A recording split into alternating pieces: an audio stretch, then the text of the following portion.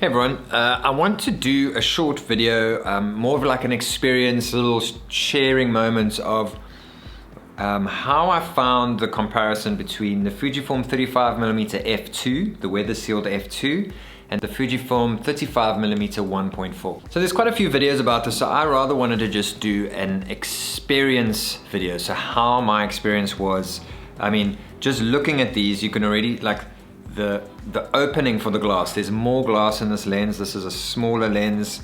There's less light coming through, so immediately you can see that. I first want to talk about, people say you can't really tell the difference, this is f2, f1.4, at the end of the day, who's really going to see the difference? You can compensate for it.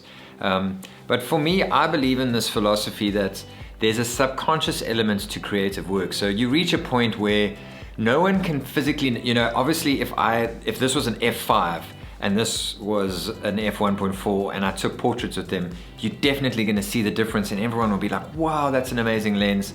It's a subtle difference, but that subconscious change is there and it creates an aesthetic for whatever you do, whether it's lenses or painting or whatever. When you use better quality paints or a different canvas, people may not notice it immediately, but there's a reason why people use those expensive things, and it's because it creates an aesthetic that is subconsciously more beautiful or more textured or whatever it might be. Anyway, that being said, I do feel like David Boerter gave me this lens to take on a wedding, and I was complaining about this lens the last wedding I did with him. And the thing about this lens is I bought it because everyone said it's a nice quiet autofocus, it's going to be great for film. So I bought it. Okay, it is a lot cheaper, but the autofocus for film isn't great on this. It does a lot of hunting, so it does a little hunting. This almost never does that. And then this is quieter. So this, you can feel that, and it is noisy. So if you're using an onboard mic or even a Rode VideoMic Pro Plus or something like that, you're going to hear this lens. It is noisy. For B-roll and for portrait photography and all that kind of thing, this really does add it adds a full frame look because it's wide and it's giving you more background blur. It adds that full frame look for video, and it's constant. If you put it on autofocus, it's constantly focusing. And I found it worked better on the XT30 because of the better autofocus on this camera.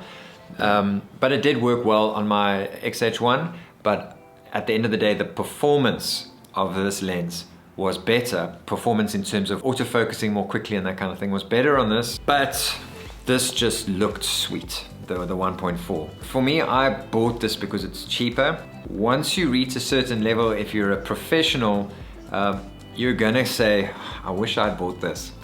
So anyone who's saving up for this, if you're on a tight budget, this is a great little lens. I love using this lens. It's nice and compact, it's weather sealed, all that kind of thing. But if you are a professional and you're gonna be taking portraits, you're gonna be making videos, this is way more versatile. So with this one, you get that nice quiet autofocus. With this one, you just have to compensate for the audio from time to time, but you're gonna get more light. You can use it in low light situations. You can use it for you see, this I've used for portraits, but I still feel like the bokeh isn't enough. I've got to move the subject away from the background to get that nice smooth bokeh. That's a great lens, but this is just sweeter. I think this lens is the reason people were attracted to Fujifilm. It's got that X factor. And so if you are a professional and you're doing photography and video, I would say hold out, save the money, and get this lens. Again, this is a wonderful, wonderful lens, and I don't regret buying it. It's smooth, it's easy to use. It fits so nicely. If you end up with the XT30, it fits so nicely on this camera. It's like made for this camera. So all those things make it a great lens in every aspect. But I think one day I'll probably end up buying a secondhand one of these. Thanks so much for watching. Please subscribe to my channel. Please let me know what you thought in the comments below, and I'll see you in the next one.